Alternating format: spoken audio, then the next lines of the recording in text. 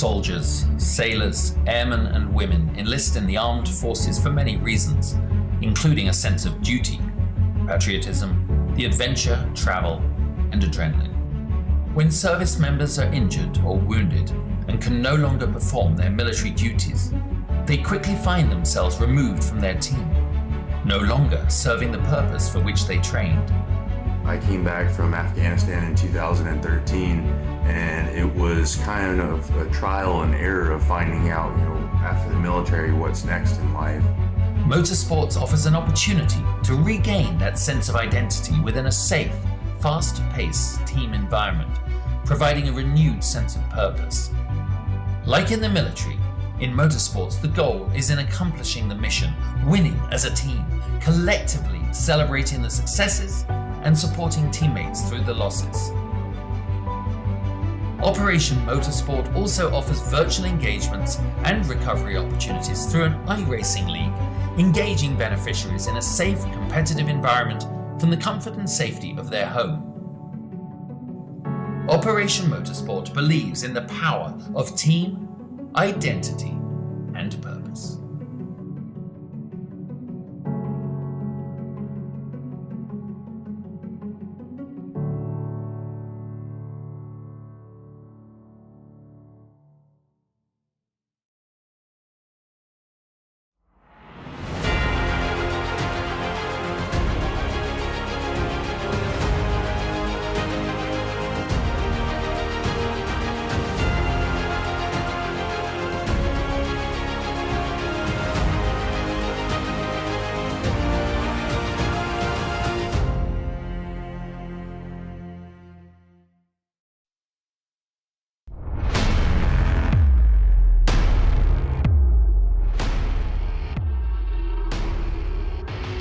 Good evening, race fans, and welcome to Podium Esports coverage of the first round of the 8th season of the Operation eMotorsport League, live from iRacing's virtual Daytona, Florida. We're here at the hallowed ground of Daytona International Speedway. I'm your host, Richard White, and I'm joined tonight in the booth by Daniel Sir Zippy.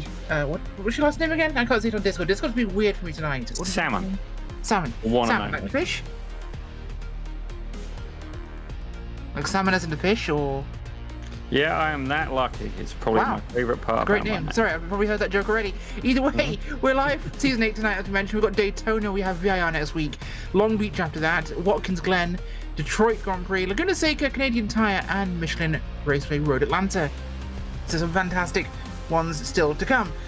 Of course, don't forget we're also using cameras provided by Dougie Beard, and we have the wonderful Ryan Bauer on the cameras for us tonight. Of course, Cameron over on social media as always. We always like to give a shout out to you, by the way, CrowdStrike Racing. They do some huge work to help out the beneficiaries for this Operation eMotorsport series. And as you can see here, Daytona International Speedway on the road course, and it's a change this season. Daniel, what are we doing with the cars? So we've got an absolutely fantastic lineup of cars. Don't get me wrong, they're not for everybody, but it's something that's a little underappreciated, I find, on the iRacing series. And we're going to have two different classes. We're going to have, well, two different cars, I guess. We're going to have the Ford Mustang FR500S. That's going to be one of the vehicles. I actually was driving this myself last night.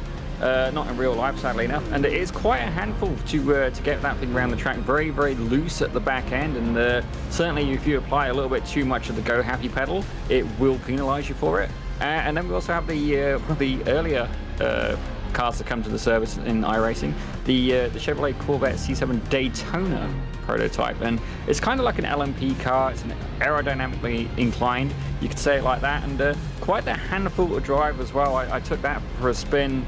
I was debating if I was going to drive in the series or commentate it, and honestly, the amount of adjustment and the skill required to keep that thing on track, and not only that, keep it at a good pace, it's going to be really good racing to watch. Like, it really is a challenging car to drive. They both are in just very different aspects. So now I'm for an interesting race indeed, especially with the performance we'll see from those prototypes. Looking forward to seeing what we see with that. Should be more passing this season, of course, with such disparate performance on the racetrack between the two. We'll have to see what will occur for us tonight, of course, but as you see, those two classes will make up our race for this evening. Seeing Dustin Burkholder there for the open class, running along towards NASCAR 3 and 4. I do miss seeing those old Mustangs on the racetrack. There's something iconic about that body style.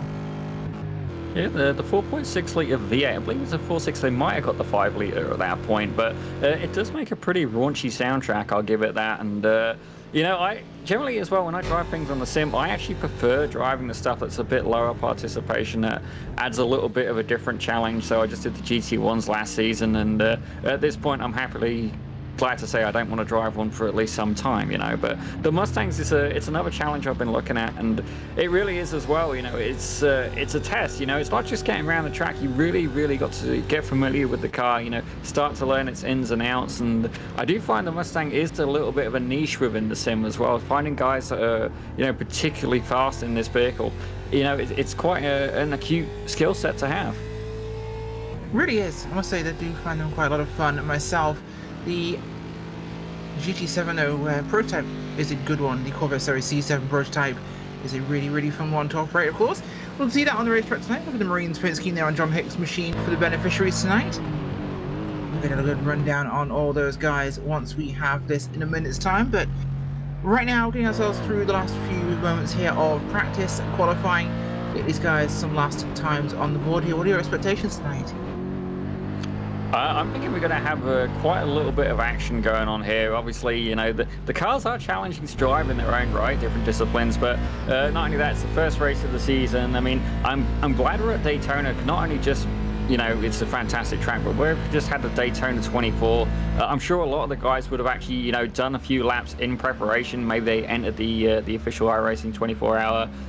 You know, so it's not like a huge shock to the system, especially as well where iRacing's constantly bringing out new content, new tracks, and you know, while that's all well and good, I find it refreshing just to, you know, come back to some of the stuff that's been around a bit longer. And I think as a result, the racing's going to start, you know, I think it's going to be a little bit of action, especially the first time the C7s go around past the Mustangs. I could see that being a little bit interesting, you know, getting used to the dynamic, you know, where you can pass, you know, get to know the performance differential between these cars. But I do think it will settle in and actually, you know, we're going to get some good wheel-to-wheel, solid Operation Motorsport action. Yeah, absolutely. Looking forward to seeing what we get here. Matt Iotti there running in the open class this season here. We'll see what we get from him and the others on track, of course. Smotherman, Wallace and Campbell up front currently in your proto field. We'll see what we get from those guys. We've got Berghalter, we've got Hughes, we've got Vicroy, we've got Iotti, Haslett down here in our the FR500s. We've got on the Mustangs field, we've got the Mustangs, we've got the Corvettes. Nice and simple tonight. Yeah, that's definitely an easier way of putting it. Oh, sorry, Ray. Of course, we've got one of Podium eSports graphic designers right here, Joshua O'Connor, on the track tonight in a very, very beautiful, very, gotta say, a unicorn-esque Mustang tonight. Yeah, it's definitely, you know, it's good to see, you know, so many people out as well. I was a little bit worried initially, you know, seeing it about what the participation was going to be.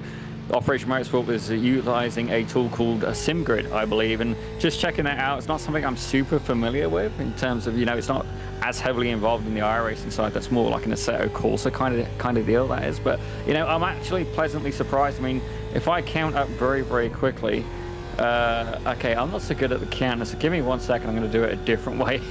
Let me see, 10, we got 7 Mustangs, and 13 of the Corvettes, if I'm not mistaken. So 20 cars then. Nice. There are indeed. And we've got the checkered flag out on the session here tonight. So qualifying is in the books. We've got our rundown here. We'll take a look at that in just a second's time. Weather, partly cloudy, 67 degrees Fahrenheit, track is 72, winds of 2 miles an hour from the southwest with 30% humidity, or 0% humidity, I should say.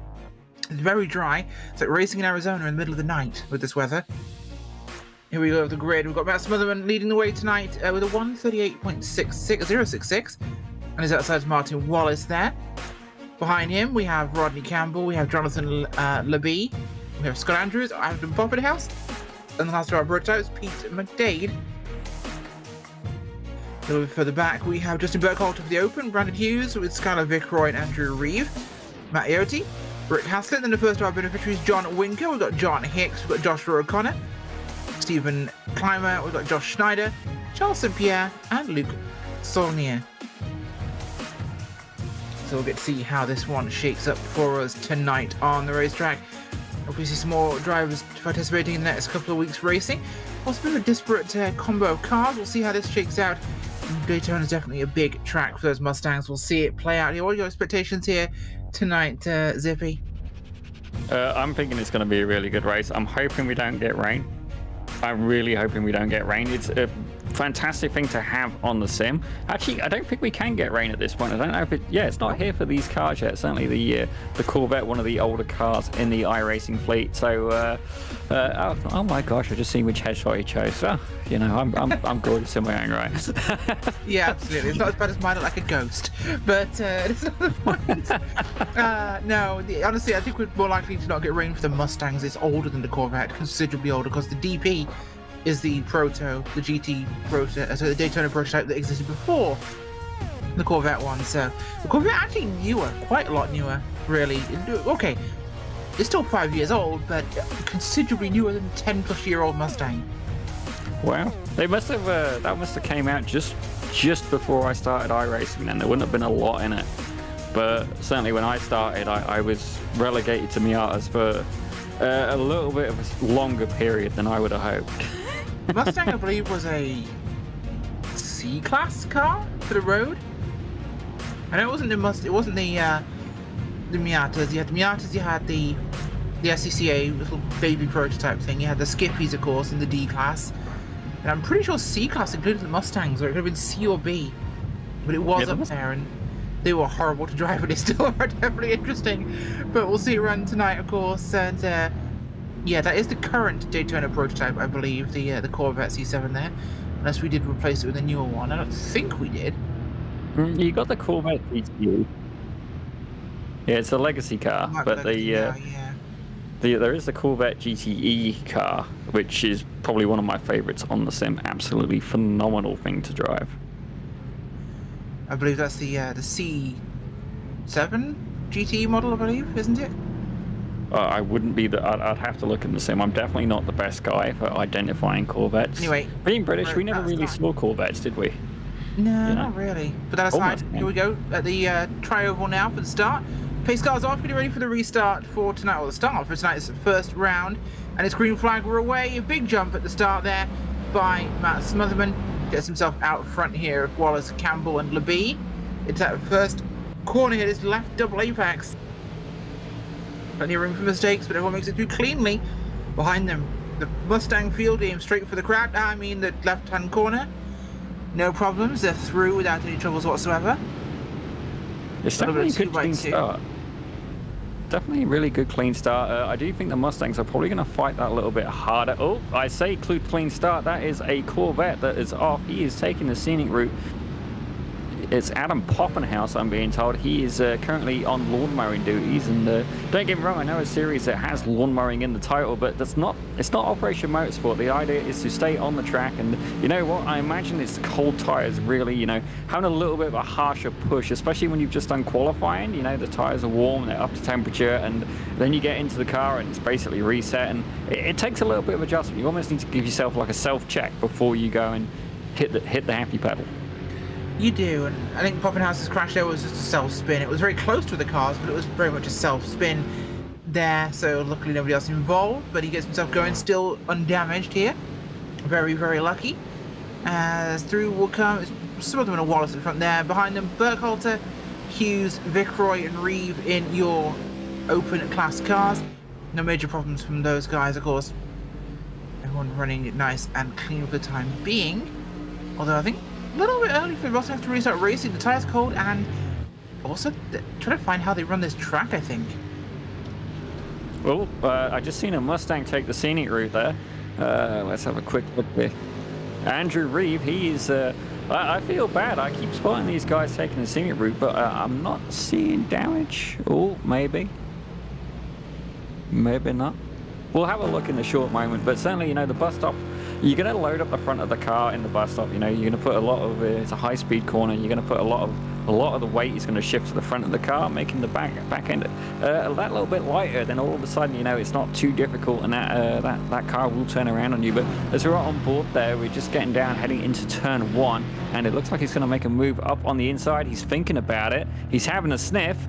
He's continuing to sniff again. We're on board with Rick Haslett right now, the 69 car. Currently 3 seconds behind the leader, but the space behind him, definitely not as much. John Winker definitely having a good look up there, and it looks like the other Mustang of, let me get that right, is that Joshua O'Connor maybe having a sniff as well? Or am I getting my cars mixed up? No, I think you're looking at the right cars at the moment. Joshua O'Connor's a little bit further back, I think, than where you were looking. It's just ahead of those guys around Vickroy and co. Yeah, we have Vickroy, we have Ayotte, we have Haslett in there too. A little bit wide, a little bit loose on the back end as they come through the corner there. Ayotte, a little bit of sideways action happening. Actually, no, behind him, that's going to be Rick Haslett actually in the middle now. It's got Vickroy to the rear of that grouping here as they come out onto the tri-oval. The Mustangs are one of those cars, they really have to be careful here because they're right on them into grip, coming through that big corner there for 8, Zippy, and getting onto the bank and change of angle there could really upset that car. Yeah, there's like a little bump as you go around that corner as well. Now, some people will take different lines. I find my line is actually quite shallow through there. I almost try and cut the corner a little bit. Some guys will push it out a little bit wider, but generally, as I go around, I'll be basically feeling for it to get over that bump and settle a little bit, because if you're hard on the gas and you hit that bump, you're very quick to find out. And just that little shot we had just there, you can see the now the Mustang, it's not got the most modern suspension setup. It's got basically a solid axle in the back, and you can actually see some of the bars locating it with the suspension bushing at the front end, one of them last shots there. But currently we're on board with car 333. That's Scott Andrews. Now he's a pro Benno, and he currently 4.8 seconds behind the leader there, and having a little bit of a battle with the 62 car of Rodney Campbell. He's getting right up in there, and it's actually good. The pack is still pretty close together in places. I'm seeing 4 of the prototype cars all within striking distance at the minute. Yeah, nicely close together for those guys, and quite a lot of the Mustangs also very, very close here on the racetrack. 40-minute race tonight, as we didn't mention earlier. We are mentioning now, of course. There's some passing there for the lead, as we saw Andrews and Andrews and Campbell, having some movement there. Campbell just getting through in the bus stop, but it was a given position here. Zippy, you just let him have it. It's more efficient for their speed here. As we go, oh, a car spinning off there. I was in front of Winker. We just caught it on the camera for you. Who was that? Well, that was in treacherous International Horseshoe there, and that was, I believe, the 75.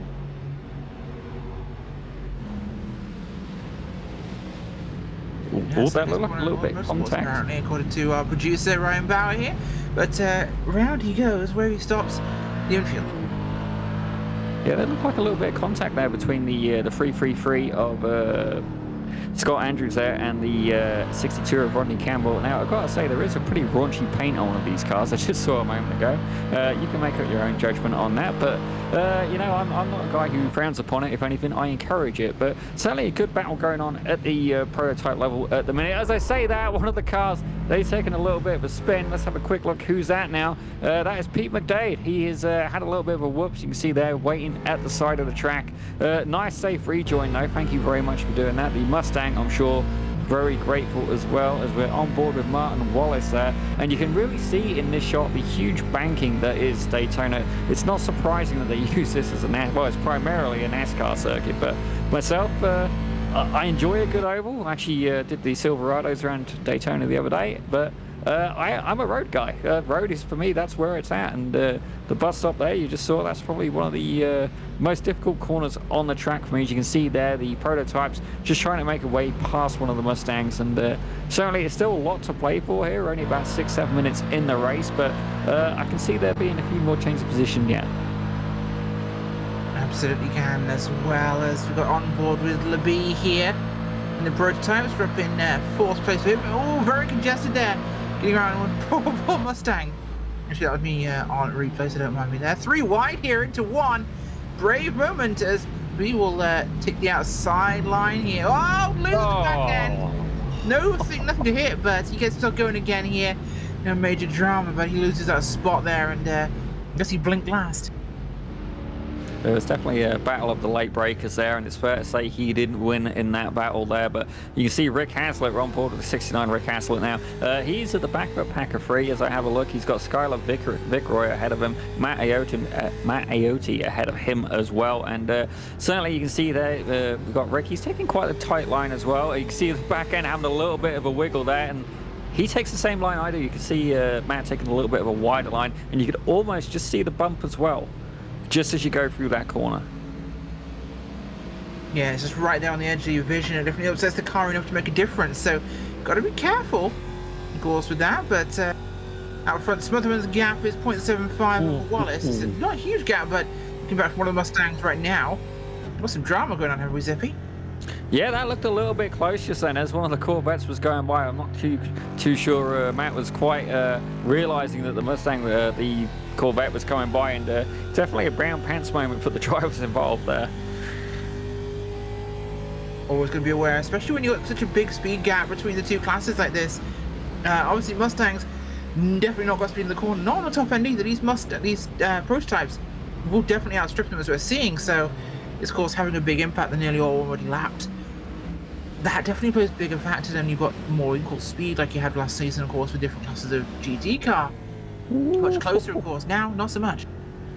Yeah, I just seen one of the vets trying to sneak through there. It looked like it was getting a little bit close for comfort. Now, in situations like this, multi-class racing, I used to generally run the slower class because it was the more unpopular. I don't know why I like driving the less popular choice, I don't know, but certainly you've really got to weigh up the risk versus reward, and this is something that my mentor taught me. You see that vet absolutely piling through, and certainly you want to try and manipulate the traffic almost where you can, just so that way you don't get incidents like that, a little bit of a nudge. But you know, if you manipulate the traffic and try and plan it so that way, you know, they're passing you on a straight, you know, you can position that car in such a way that, you know, you almost close the door on the vet, and then that way, like here, you're at a straight, you know what, let them go by. You know, you got to try and plan your pass, because then that way, all right, you might lose a little bit of time in the corner, but overall you're going to gain. You see another vet going up on the inside. Now, even though these guys are in the same race, it's two different classes, you know, they're not in the same race, they're just sharing the track right now. And you know, when you think of it like that, you are going to try and get through that other class as quickly and fast as possible, because here we're on board with Adam Poppenhaus right now. He is hot on the heels of Jonathan Labie after Labie had that little bit of a whoops moment going into turn one, the battle of the late breakers. But you can see he's currently under pressure, and certainly Poppenhaus, you know, he's got a good draft, and it appears the rear wings on these definitely having a prevalent effect. You can see the closing speed there. He's taking it up onto the outside line. It's going to be outside on turn one, you know, so you're going to have to do potentially a bit of a in and out, but you can see battle of the late breaker here. Labie on the inside, and you got Poppenhaus on the outside. Hopefully he can get the car under control and not have a little bit of a whoops like he did last lap. You see there covering the outside line. Yeah, I have to be a bit more careful there, as we're just past 10 minutes into this race. 30 minutes to go here on board with Rick Haslett. 7.2 back there from Matt Yote in the grouping he's got in front of him. Looks a lot closer than 6.7 seconds, actually. That's gap to leader, sorry, I should say, rather than gap to anything else. That's Burkhalter, who's just entering the International Horseshoe right now, ahead of this group. The others behind them, we've got Hughes, who's right behind him. Vickroy leading this trio here with AOT and Haslett. Behind them is Winker, first row beneficiaries, who's just coming through the chicane now towards the Horseshoe. These three get through no drama whatsoever. A little bit tentative, though, on the foot. Yeah, definitely. These Mustangs is not a car that you can overdrive. If you do, it will definitely penalize you, and it will just laugh at you the whole time while it does it, you know. Like I said, I took it for a few laps last night, albeit at Okayama, and yeah, it was definitely an experience. And you know, I'm actually really impressed with the control these guys are having. You can see a little bit of a wiggle from the car in the background there, the third one in the chain. And you know, it really is like it's just trying to find the grip and just try and get that power down. Like the suspension on these cars, it's not the most sophisticated. You don't have independent rear suspension, and being that solid axle, there's only so much suspension travel you can get, so much movement. So you know, trying to get the grip where you want it, as you want it, is quite a challenge. Certainly is, of course. The Mustang conforming to the old school American muscle car doctrine of bigger engine, go brr. Suspension, that's for communists. Turning corners unless it's left is literally for communism. So the suspension wasn't something they really put a lot of work into, as Jonathan will be on pit road here. Now, I believe we are needing to do a pit stop in this race. Looking at our fuel limitations, I think we do need to actually make a stop. I don't see anything referenced, but I believe they do need to. And that would be on time with this if he's going for an early run.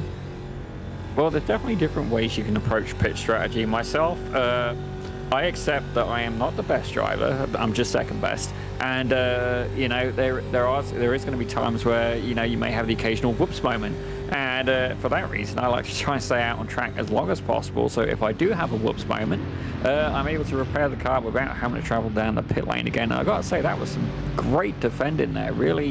Really covering that inside line. Skylar Vickroy there, Matt Aoki keen to get past him, and you know, it's just one strategy you're doing it. However, if you find that you're getting held up by a car ahead of you, then sometimes taking an undercut can be a really advantageous tactic to do it. And I find in races I've done, people behind me will often go for the undercut because I'm slow but great at defensive driving. You know what? Sometimes it does work. I'm on board with this climber here, 173. He is currently looking at his positioning, being a bit of a climber. Because he started in 17th up to 14th overall right now. So he's 1, 2, 3, 4, 5, 6, 7th place from close towards the rear of the field there. So he's definitely been a bit of a climber, as is John Winker ahead of him, who's actually dropped down 1. So we'll see some shaking around. Yeah, definitely. Andrew Reeve at the minute, according to what I'm reading, he's down 8 points. 8 spots. But a little bit unfortunate. These things do happen, and I gotta say as well, as I look, I mean, it's irrelevant in some ways in a league race, but we have actually got quite a broad array of iRating in here. We've got everything from like 304 all the way up to 3691. It's a very eclectic field, you could say. Yeah, of course. It's a series here for fun and enjoyment rather than reward. So we did see a good spread of drivers. So people like Matt Smotherman here at the front, who's a bit of a ringer when it comes to road racing. And wow, the speed he's passing those Mustangs is that's the speed gap, boys and girls. That is the speed difference. Yeah, that's a little bit scary. That's that's why they have run groups on track days. Just because. As much as you want to watch your mirrors, certainly, whenever I've been at a track day, it's generally, point to pass. Well, this is a race scenario. You're not going to get no point to pass. A lot of these cars don't even have turn signals. So, actually, I'm not too sure on the Corvette. It may actually have real lights. It could just be stickers. Certainly if you go NASCAR, they're stickers. It doesn't actually have lights, which, to be honest, if you remove the stickers, I feel like the car doesn't have a face in that. I don't know why I feel like a car should have a face. It confuses me if it doesn't. Each their own, I guess. Maybe I'm just weird. Well, we know the answer to that question, but let's focus here on Rodney Campbell. He's currently in 4th position. Rodney Campbell, he's chasing down Scott Andrews, that 333 Playboy car, and they got a Mustang ahead of him that's going to add an extra dynamic to that through cleanly so far. Oh, I say that, he's going to clip the pit exit wall. Oh dear. We'll say both. Oh, sorry. Both these sets of vehicles do have lights. Oh, a little bit of a clunk in there. Oh, bit of shoulder checking between the Mustang. In fact, I'm pretty sure that's it's not the leader. No, okay, good. No, both sets of these cars do have lights because, of course, don't forget the Corvette is a IMSA vehicle, so of course, running day and night, runs things like the Daytona 24 needs lights, of course, for nighttime racing. So they'll do as the car runs there very, very wide on the infield. That would have been, I think, one of the rear guys. I think it had LeBee, but we did get fuel information. 2 stops for the GTPs and 1 for the Mustangs. So the Daytona prototype will need to hit pit road twice. So we're thinking 10 and probably another 10, 15 minutes and another stop. We'll see at least 1 for the Mustangs. So hopefully we'll be able to hit a pit crew. We should be okay. And that is an excellent shot by our director there. That's Rodney Campbell's car. That's a 62. We're just seeing him having a little bit of a clip on the pit wall there, trying to pass the Mustang, having that little bit of a battle. And it's fair to say that the car is now a little bit cosmetically and aerodynamically challenged. Now that is going to have an effect on the car. I do wonder, maybe we'll get a little bit of a cockpit view shortly, and we'll see if it's actually going to adjust the toe of the suspension as well. Now, for those that aren't as mechanically inclined, it's okay. I'm a mechanic and I'm not that mechanically inclined, so just food for thought. But toe is basically, imagine if you've got your feet and you're just stood upright. Now, if you tilt your feet in or tilt your feet out, that's toe in and toe out. And generally speaking, you want to try and have something that's kind of neutral. Try and go 0, have a little bit in, a little bit out. Depends on what you're doing at the time. And I have a feeling he may have some serious toe adjustment in that left front corner. Could need an alignment. Not his toe, more like the entire foot after we did with that. But we'll keep ourselves running here, looking at our overall rundown. Smotherman's gap is 6.3 seconds on Martin Wallace for the lead there. And Brandon Hughes leading for our open category with Skyler Victoria there in 2nd place. For the beneficiaries is John Winker leading the way over John Hicks. So it's the battle of the Johns there. What's the difference between them? Well, no. One H, actually. It's H. But Jon and John. Maybe it's English and American spelling. It could be, but I've seen English people called Jon, and I've seen Americans called John, so it is a tough one. I mean, you never quite know. Interesting indeed, but certainly as we go through the race, Matt Smotherman, he's been sat on that top spot for a little while. He's pulled away about a 7-second lead. Martin Wallace behind him. Scott Andrew, he's a little bit further back there, 12 seconds behind him in third. Rodney Campbell 3 seconds behind, but the biggest battle we got going on right now, certainly in the prototype class, that is between Rodney Campbell, that was the yellow 62 car you saw with the slightly crumpled left front bumper, and Adam Poppenhaus, he is back at it, and that, I believe that is the Playboy. No, that's not the Playboy car. That is another, what we got here, Team Blind. As they make a pit, you can see a little bit of a lock up there from Campbell, and yeah, first of potentially 2 pit stops here for the vets. Yeah, we've seen him hit pit road as we expected, of course. As Smotherman might like he go long, he tends to do that sort of thing here. We'll see what Campbell stops like. Should be seeing all 4 tyres go on that car. We'll see it go up on the stop. We're seeing a fast repair used as well. The out here running in the Mustang into turn 1. Ahead of him is going to be Skylar Vickroy there. Of course, the DPs are fueling first, then tyres if they take them. So we'll see if they actually bother. No tyres. Oh, we have a stop. Then we have a go again. We have a stop. We have a backup. I think someone's confused as to what's happening right now, as he's not allowed to take a stop. So unfortunately, I think something's gone wrong for Rodney Campbell on that pit stop. Some big whoopsie doodles occurring. We'll keep an eye on what that does for his race, but I'm pretty sure he wants to take something other than just fuel and didn't get a chance to get it. Involving Matt here, looking forwards towards Vickroy's car. Well, certainly in a race like this, it's too short to justify tyres. I mean, you know, even if you have a bit of a lock-up and stuff, I'd keep going, but you know, it's good to see that both these guys, generally they're playing pretty nicely together. I mean, we are seeing a couple of really close calls, but you know, it's still some good racing going on. And as you see here, like you were saying, we're on board with Vickroy here. He's looking back at Matt Ayotte, about 0.6 on the gap at the minute. And if I have a look at the previous lap time as well, sorry, the best lap times for these guys as well, only 0.2 of a second in it. Literally, like, this very close battle between these two. If I look at the iRacing as well, there's not really a lot in it as well. Both A-class drivers, you know, it's looking pretty good, you know. And it's, for me, I find, you know, like, if you put me out in first, not that it happens that often, you know, while it's fun to win, I get a lot more enjoyment having a tooth and nails battle. It doesn't matter what the position. To me, that is the fun of racing, not just cleaning up. And you can see here, that's what these guys are getting, the 28 versus the 15. And I do wonder, you know, sure, you could pass now, but as soon as he goes out of that draft, he's going to lose, you know, a little bit of that top speed. And certainly, you got to wonder, you know, is he going to try and make that move into turn 1? Is he going to try and do it on the straight? You know, is he potentially just going to try and save fuel behind him? We know these guys have to pit. It's so many different ways you can, like, play the race, as it were. No, it absolutely is, and we'll see what they do choose to do strategy-wise here, of course, as the race will go on for us. Now, we know quite specifically that they're going to need to stop at least once for the Mustangs. We don't know if it'll be twice, though. It could be possibly necessary. We don't know. But a little bit side by side there, and you see the prototype comes through there in the infield. That was trying to work out who that exactly was. Poppenhaus there getting past some Mustang traffic. They're not being very patient from what I'm seeing here with the DPs. Yeah, definitely they got a little bit of a lap differentiation. It's about, if I do some very quick maths, about 24 seconds, roughly, between the two, which is, that's a lot. Oh, yeah. You know, the vets are doing about 1:30. Actually, the vet best lap times are very, very close together. Really close. There's only like maybe a second in it, which is actually incredibly surprising to have such a field that close in terms of a best lap. I'm really impressed with that, actually. That's fantastic. But, you know, it's... I do wonder, though, you know, given the choice, Rachel, which one of these cars would you have chosen to drive today? Absolutely the Corvette, without doubt. I can't stand the Mustang in the slightest. Personal preference, of course. I just don't like driving it. But I absolutely adore the Corvette. Anything Corvette is good by me. In this case, the Corvette prototype was one of my favorites. When it first came to iRacing, I was actually driving. I really enjoyed it back then. So, ladies and gentlemen, some consumer advice. If you want to pick up lovely ladies, a Mustang is not how to do it. You need a Corvette.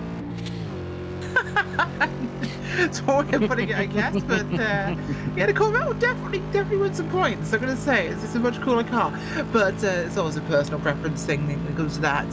Some ladies do like a Mustang, and glad you're not standing outside of it. Right now, we're seeing Ayotte's front bumper there as we look back from Skylar Vickroy's car. The 28 looking at the 15. As they come across the tri-oval. This is one of our closest we've had so far. It's definitely been a fantastic battle so far. Down to like 0.1 of a second, 0.1, 0.2, and I do wonder at this point, I think he could get past, but I do wonder if he's doing this tactically. Maybe he's just enjoying being a bit of follow the leader. There's so many ways you can play this, and then not only that, knowing these Mustangs and knowing, as you can relate yourself, having driven it on the sim, knowing how much that if you overdrive this car, it will punish you. There is another tactic that we didn't really speak about too much, and that is basically ride the bumper of the guy ahead of you and try and force him into a mistake. There's a racing tactic as old as time, and if your name ends in Stappen, it's one used quite regularly. Well, have the fastest car. No, ride the bumper of the car in front until it makes a mistake and then take advantage. But I digress. They've been having fun since the rain started, I've noticed. But no, Hoffenhaus here, Pro Ben driver. Gap to lead is about 1 minute 11, so he's right down the running order right now. It's definitely checking things up. We've seen like a huge gap. Hoffenhaus, Campbell, and Levy really down the running in here. But I think they have also pitted. It's definitely, there's different ways you can play it, and you can see the Corvette field has spread out quite a lot indeed, actually. But this is multi-class racing as well, and things can happen between the different cars on track. It sounds kind of mute at that point, I guess, but certainly, it's when you're in these scenarios, especially at Daytona, having done the Daytona 24 hours, actually 4 years now. I do a fundraiser each year. That's the only reason I remember there was 4 years I've done it, but. When you're trying to let these faster guys go by, here is a perfect spot, as we can see on screen. Go by on the straight, that is fantastic. Hopefully they don't lock up into turn one. But when they go on that infield section, especially that little kink to the left, it can be hard enough just getting the Mustang round there on a good day, let alone getting it round there with half the track available. So, you really got to try and manage the traffic, as it were. And, keeping this in mind, these cars could collide, it's definitely a possibility. No, you're absolutely right. It's very easy to happen on a track like this. And we've seen a couple of close calls so far where people may or may not have been nearly about to come to blows dealing with traffic here. So it's definitely been the speed difference, I think, is unusual for these guys. They're used to so much more parity when it comes to the different classes in this series. So it's definitely unusual having such a big closing distance. Brandon Hughes here on board. He is leading our prototype, or GT field, sorry, I should say. I think he's coming up behind to lap one of our other drivers. I think that might be... It is Burkhalter. Yeah, wow, how the tides have turned. Damn. I was about to say he's sat in a pretty good position at this point. I think he is. Unfortunately for Burkhalter, he was leading quite a bit of this, but he started out front for us in this category, so unfortunate for what happened to him. I'm pretty sure it's due with his fueling in that pit stop there, as we see some more prototypes go screaming past. But Brendan Hughes still coming up behind him. I do wonder if he took on too much fuel, but something that iRacing added a couple of updates ago is Brandon Hughes. You say that, he should have took a little bit of a scenic route there going into the bus stop, but thankfully no damage, and he's good to keep going. But iRacing actually added in auto fuel a couple of updates ago, so it should generally be a little bit more manageable. But as I look at that though, maybe I'm misunderstanding this, but it looks like Skylar Vickroy is only about a second, 1.4 seconds behind him. Am I reading this right? Yeah, damn. Might be. Vickroy, yeah, is coming up behind him too, so Vickroy is pretty close to our leader, so that will be a big difference for him there. He's 1.3 behind your leader, so could be coming into play soon. This is good news. I've got to try and rearrange my ATVO there. My apologies, but I can't work that stuff. It's never really complicated. Well, yeah, it's never our fault. It's the equipment, right? Oh no, it's always my fault. Absolutely always my fault. The equipment's always right. I'm always wrong. Because I don't read instructions. It's no fun. Oh. How often do people really read instructions? We put up road signs and stuff like that, Do you stop for every stop sign? Well, no, if it's something like, furniture or something important in real life, I'll read instructions. If it's something, medications or, hair dye or something, I'll read instructions. If it's something to do with a computer, I don't bother because I'll work it out eventually, probably. Maybe. Fair play. Fair play. I find just honestly reading stuff like that, you want to sleep good, don't take sleeping pills. Just read the local province's motor vehicle inspection manual. Guaranteed you'll be asleep in 5 minutes. Can confirm. Yes, that's usually quite as bad. Seeing some of the guys coming off the pit exit there. Bit of a tough one actually. It's quite a narrow little road. We've got Rodney Campbell here for your GT or prototype field. So he's down in the 6th spot. Started 3rd. He's nearly about to get lapped actually by your leader, as Libby still behind him just now has gone 1 lap down. We'll see Smotherman take him next. Definitely a good position to be in if you're lapping cars on the field, but you know it does happen as well. And you know, it's only round 1. You know, we're just getting started. It's as we were saying earlier, these cars, they do have their unique set of challenges in terms of driving them. You know, the Corvette, it's an incredibly fast car, but you know, to control it and manage that, you know, really does take some skill. And then the Mustang, definitely not as powerful, but you know, definitely does not have the same kind of level of grip. I mean, it's got a big wing on the back, but having that live axle in the back, you know, you really notice that pulling out of the corners. Oh, the only downforce that Mustang has is that wing, and it's pretty much to serve the biscuits and gravy the driver's going to be eating on. Because it's a bit of a traditional car, built in a traditional way for traditional people, and the downforce is, again, something communists like.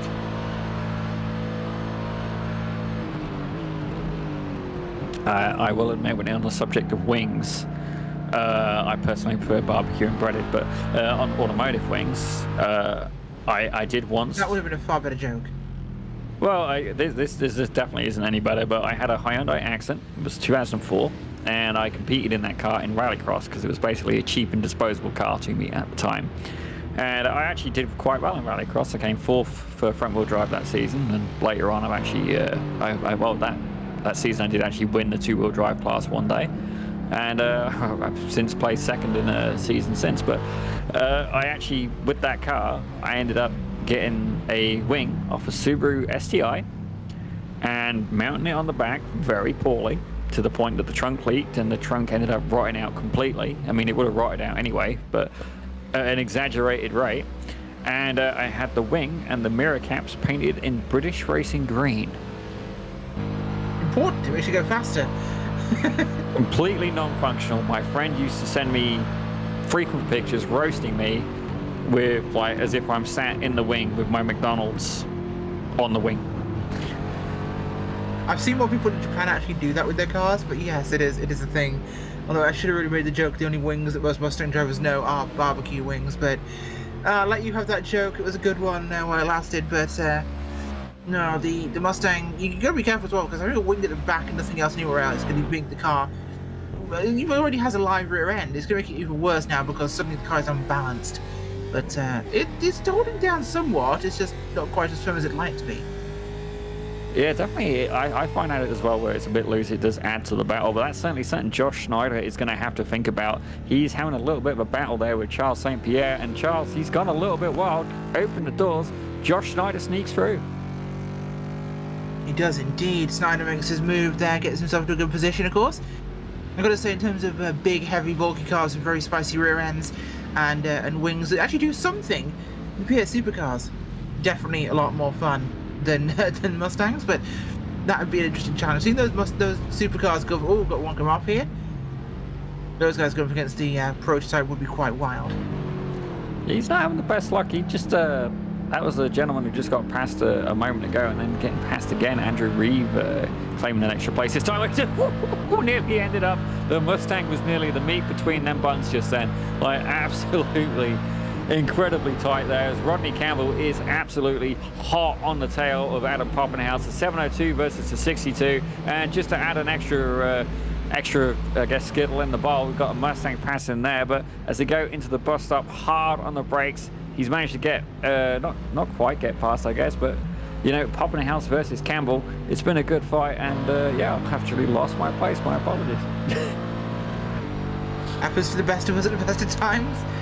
So we've got 7 minutes 30 left of the clock here tonight. Poppenhaus down there has had a great race for himself tonight. Well, it is interesting to see Matt Smotherman go from being pro Ben to just being pro this season. Maybe we'll let somebody else have a chance at the pro Ben crown. Scott Andrews looking like he's going to take that one for tonight's pro Ben category. Downstairs in the Mustangs.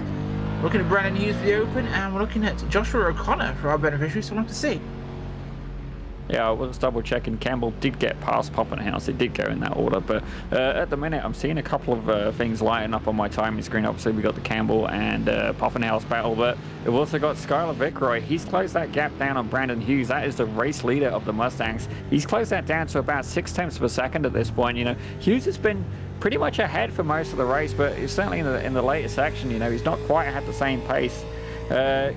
I'm wondering if Vickroy is going to get a chance at the nugget here. Is he going to get to stand on that top step? You know, he's closing the gap down pretty rapidly. That last lap, I don't really have the information for potentially a pit. I'm not too sure, maybe an off track, but you know, the point is he's half a second behind now, closing the gap constantly. Are we going to see another battle in the closing stages of the race? Right, see one, you're right. We could see something happening there with Vickroy. That would be interesting to see. I'd love to see him make a move. The gap could play into things, but he's moving to the pits. Interesting. Yeah, Vickroy's hit pit road. So that's a strategic call here. Looking like a two-stopper for him. Or is this his only stop? Maybe he didn't quite have enough. So yeah, we're back with Poppenhouse. He is still hot on the heels of Campbell. Now Campbell got by about a lap ago, and it doesn't look like he's going to get to keep that position for very long. It's the 702 off Poppenhouse, absolutely blitzing by Campbell, but they're going to go into turn one. Now, is he going to get the move done by turn one? And keeping in mind, there is a Mustang ahead of him as well, who very wisely takes that outside line and says, I'm getting out of this battle, guys. You guys please carry on. I do not want to be what's the word I'm looking for, like the innocent person who gets you know, the innocent bystander. They don't want to get involved. I do not wish to get HPD'd. And you need to be old school iRacing to get what that means. No, I get it. I just did HPD and GT1s. I get it. Back when it used to be called the High Performance Dozer. I remember any multitask race, those things, the Honda Performance Development AX01 or whatever the hell it was actually called, but it was called that idiot that caused the pileup. You usually just plowed everyone out their way. For some reason, those things were shaped like a wedge. It was like watching Robot Wars. They just flipped things out of the way. Whereas that takes me back a while. That's like, was it Craig Charles or something I'm thinking of? Robot Wars? Yeah, the British Robot Wars, absolutely. Sir Kill-A-Lot, Death Metal, Stunts. Matilda. Matilda was the one that looked like a warthog with the big chainsaw on the back. Yeah, like we could use that over here actually in Canada. Can you imagine having a robot that's got like a chainsaw sticking out of his rear end? That would be such a cool way of chopping wood.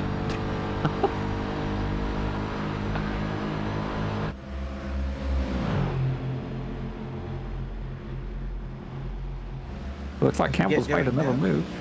Yeah, he's done it. Campbell's definitely got something in the cook pot here. He's going just through there on Poppenhouse. But traffic ahead could signal a bit difficult as we see it's 15 ahead of him. So IoT there, second place in our field for the Mustangs, getting passed by both of those guys safely though. Gets it done. Right now, gets a bit wobbly there. He caught Brennan the Mustang. Haslett not going to be close enough to make a move though, but IoT had a bit of slip. Yeah, definitely driving that Mustang, getting a little bit of slip is very easily accomplished. You know, if he was going to drift any car in the sim, I'd say that's probably one of the best choices. You'd be surprised, the NASCAR truck actually made a fantastic drift car if you set it up properly. You had to get a bit creative with the setup, but you could make it work.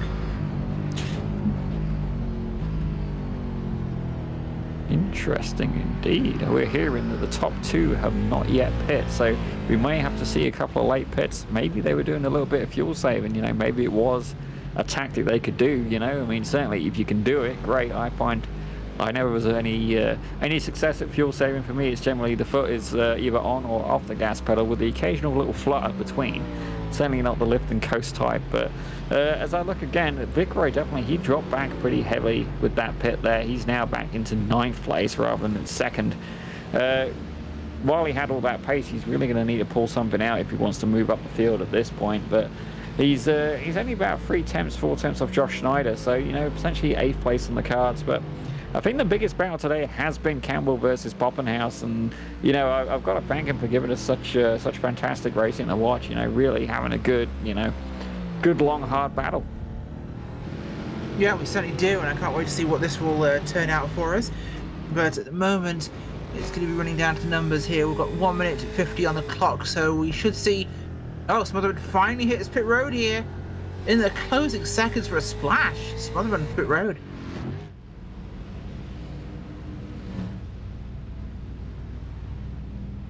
We got to say that is very played livery there of Martin Wallace at 666.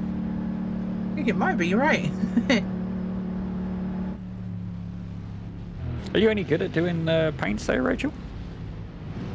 I actually paid for my iRacing service for 4 years by doing paint schemes for people. I never paid for a piece of content. I did tons of it, actually, quite a lot. But I ended up getting a paint scheme run on a real NASCAR, at the time, Xfinity car, for 5 races in a season. So that was my highlight, crowning glory of my design career when it came to cars and iRacing. But that's pretty cool. Damn. So talented and profitable, I've never managed either of those 2 items, and you managed both, so I've got to say, well done. I wouldn't have been able to play iRacing otherwise. It was very expensive for a student at the time. Student, damn. I feel old now. It was a long time ago now. I've been commentating way longer than I've been racing. Oh, that's fair. That's fair. I think I worked it out. I've been iRacing for 4 to 5 years now, and commentary, I don't know, Bauer, you would have been around when I started. Probably 6 months, probably maybe a little bit longer than that at this point. It's been a little while. And you're so wonderful at it, so we'll have to keep you around to do more. Oh. Right now, Smotherman looking like he's coming through here to complete the clock for us now. It might be close. He's going to be 7 seconds, 5 seconds away from it here. Yeah, he should be checkered flag stand by. Well, it's been a pretty clean race for Smotherman. He kind of got ahead and he stayed there. He's not really had too much of a threat, but it's I got to hand it to him as well. He's had a clean race. I've not been seeing him out, mowing the grass. None of that. Which in that car, it alone takes quite a bit of skill. Certainly does. We'll see what happens with Brandon Hughes. Have we got checkered for Brandon Hughes as well? I think we have. That was the last lap here from Hughes. One more time around. He's in the infield currently. That's him behind your leader there, Matt Smotherman. And we will see them come through to the end. Do we have any more battles on track, Zippy? Everyone looks to be behaving themselves. No, I think he has stopped. No, he has actually called it. He lies behind us, slowed down. Things are being very interesting right now for us. I'm wondering if we've made a fuel.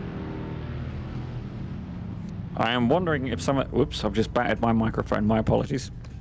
I am wondering if some of these guys have run out of fuel, or potentially they're doing a little bit of unplanned parade lap. I'm seeing some things light up in the voice chat. I do wonder what's going on, but it does happen. Sometimes the race leader manages to just stretch one more lap out of it just with the timing, and all of a sudden that well calculated fuel amount, you can very quickly find it's not quite enough, and sometimes it's worth putting a little bit extra in. Risk versus reward yet again, and I'm wondering if for some of these guys it hasn't paid off on this occasion. I don't know, because we know that Smotherman splashed and dashed at the end. He came down pit road with 1 to go.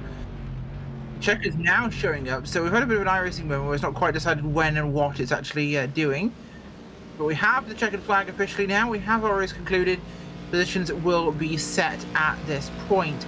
So we'll run through your race results.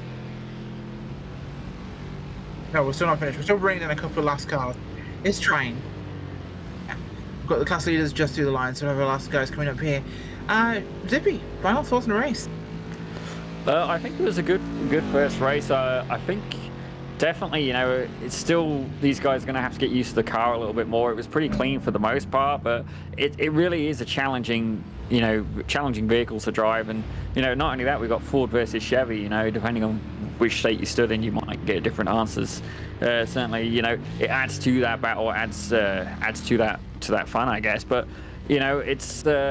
it's one of those things as well, some people as well, they have tracks that are stronger than others. Now, Daytona's quite a popular track, but as we look at the schedule, I think they are going, that's right, they're going to VIR next, which is also known as a roller coaster. And I really think that these guys are going to have a very challenging time keeping the cars on track at VIR.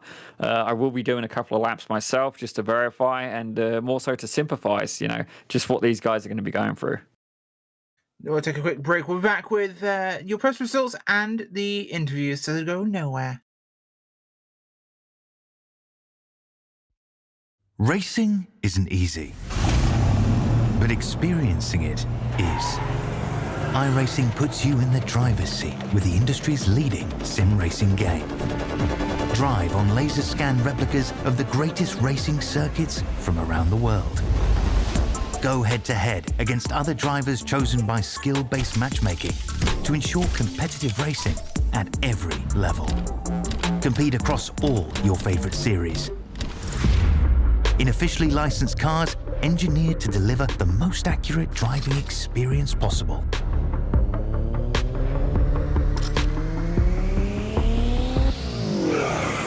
Join a race or host your own with players from across the globe. Race against the computer or in a league with friends. Feel the thrill behind the wheel. Visit iRacing.com.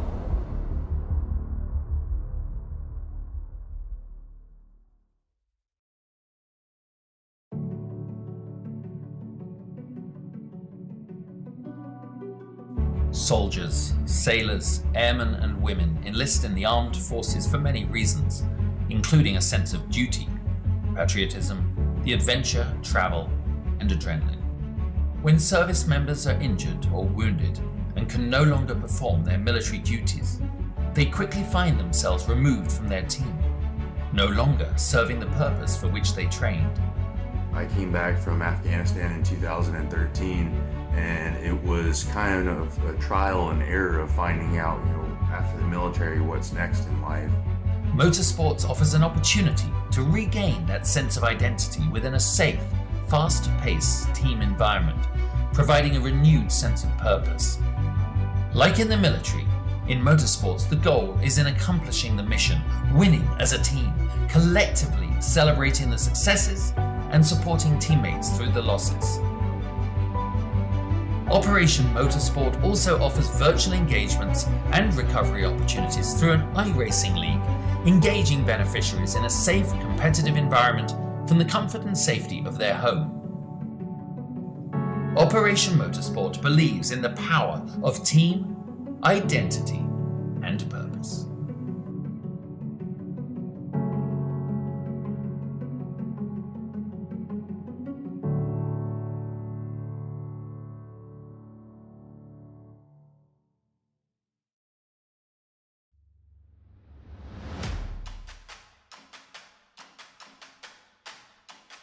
Welcome back, folks. Don't forget, of course, Operation Motorsport's a veteran-led operated not-for-profit foundation based in Raleigh, North Carolina and Brighton, Ontario, serving both American and Canadian service members and veterans. This program is based on 3 core values: team, identity, and purpose. Operation Motorsport supports the recovery of medically retiring and/or retired service members affected by the military service through motorsports opportunities. Their motto is one at a time. Okay, we've got our post-race results from tonight's run here at Daytona. It was a bit of a teasing race, of course, everyone trying to find their groove in the new car combo. Matt Smotherman for the pros, with Martin Wallace in second for them, and Rodney Campbell third. Behind the pro Benz, we have Scott Andrews second win there, we have Pete McDade in Second, and we have Adam Poppenhouse in third. Of course, Jonathan Levy behind the back there of all those guys. For Open, it's Brandon Hughes with Matt Leotti and Rick Haslett there, 1, 2, 3. Then our beneficiaries, we have John Winker, we have Joshua O'Connor, we have Stephen Clymer. Behind those guys, it's going to be Skylar McRoy, Josh Schneider, Andrew Reeve, Charles St. Pierre, John Hicks, Dustin Burkhalter, and Luke Sonnier. That's our guys from the run here, and no one's come down to talk to us for once. I'm shocked. I'm disappointed. Operation Motorsport drivers, we normally love talking to you guys, but we have one. We have our first victim, and it's the man who came home third for our beneficiary, Stephen Clymer. Hey, how are you doing? We are doing wonderful, but as well as you, third place. Congratulations. Oh, I thought I was a lot farther back than that, so I'm happy about it. Well, you were third for the beneficiaries. I'm not counting the open guys, of course. Well, me neither. Technically, you'd be sixth overall, but you know, it's the thought that counts, right? Oh yeah. This car's a bear to drive. Sometimes it'll just spin around on you before you know it. I think you might have seen me do that a couple times. Yeah, it was fun. I wasn't going to comment, but we did. We thought everyone was doing that. We thought it was some sort of cheetah lap you were all doing, but yeah, it definitely made things interesting. How is it in terms of running around this track? Of course, this one's a fairly wide one. Are you terrified for Road Atlanta? Not Road Atlanta, sorry. Are you terrified for VIR? Oh no, I've raced VIR quite a few times in some of the Miatas and things like that. I mean, it'll be interesting with those C7s on VIR though, passing by you as fast as they go. I think it'll be a lot of fun. Rather you than me, I think is the safest way to put this. But no, awesome running. Anyway, I'd like to give a shout out to our thanks tonight. I'm sorry I missed you there. Said anybody like to give a shout out to our thank tonight? Oh, I didn't even think about that. I didn't think I'd be talking to anybody, but I mean, I'm thankful for the Opmo team for putting all this together. I just learned about it a few months back, and here I am. So, and I'm looking forward to not only continuing this series, but joining in on the immersion program and seeing the site. So I'm excited about all of it. Oh, we're excited to have you and looking forward to seeing you in the rest of the series. Thanks for joining us, Stephen Clymer. Thank you. Bye. We have one here with Mr. Zippy, and that is going to be Scott Andrews, the winner for our pro beneficiaries in the Daytona prototypes. So, Scott, how did you think your race went? Was it quite interesting driving that Corvette today? Tell us a little bit about the driving experience. Yeah, I think the Corvette was a great pick for this season, along with the Mustangs. It's a super unique car that's not really supported by any of the setup services that we use. So we all had to kind of find a couple of smart people and bend their ear a little bit, maybe some bribes along the way to get a good setup for today. Attaboy, I appreciate the resourcefulness. I did take the Vet out for a drive myself, and I did find it was quite a handful, especially. But I got to ask as well, I mean, there was so much different criteria in the setup. Were you making, which kind of direction did you go? Did you go for a lower downforce, trying to have that extra speed on the bank sections and the straights, or did you find that you needed that extra grip into the infield section? So without giving away any of the secret sauce, I have a crew chief who we've been working for the past 2 weeks on the setup of the car, and really it was just getting the best draft we could off of the other prototypes, and then especially the Mustangs, because there's so many in the field, to allow for a little bit of fuel saving whenever we caught up to them. That is definitely an interesting tactic. I've never ever seen anybody design a setup to fuel save off the other cars. That's actually quite ingenious, I'll give you that. But how do you feel your preparations are going to be for VIR the next round? VIR and I have a special relationship in the fact that I've never finished an official race there. I've always found a way to either bin myself or take a friend along with me out into the Shadow Realm. So I think it's just going to be the same thing, sitting down, making sure the setup is correct, and then trying to survive VIR and move on to the next track. Okay, so perhaps we should take a pick on which corner is going to be your chosen landing spot. But before we get to that, is there anybody you want to thank for today? Yeah, especially Opmo for putting this on. This is my third season, and best finish in the other previous, as far as 3 seasons go. So definitely thank them, and then the Tylers for putting this together. I know they're both either at work or on the road right now. And then my crew chief, who will remain nameless, who is already crunching for VIR, and I super appreciate him. He also did the paint job for my car, so he's super great. Well, that's fantastic, ladies and gentlemen. That was Scott Andrews, third position there for the prototype class. Certainly was, of course. We have that is a total of our people here today to join us for So with that in mind, we'll see you next week at VIR. Don't forget, of course, we will see you all then. And as I try to find exactly what I'm reading for here, I will say, for Jason Leach, Diesel Loader, for Tyler Reed, and the entire Operation Motorsport team, for Aaron Bauer at Freddie B Sports, Karen Bell, Dougie Beard. Quiet, Siri. No one asked you. You're not important. Shut up. iPhones. Can't live with them, can't live without them. Producer, of course, Ryan Bauer. Karen over on social media, my colleague tonight, Mr. Zippy Salmon. I am your host, Spiritual Wife. But thank you so much for joining us tonight for Operation eMotorsport, and we wish you a good night.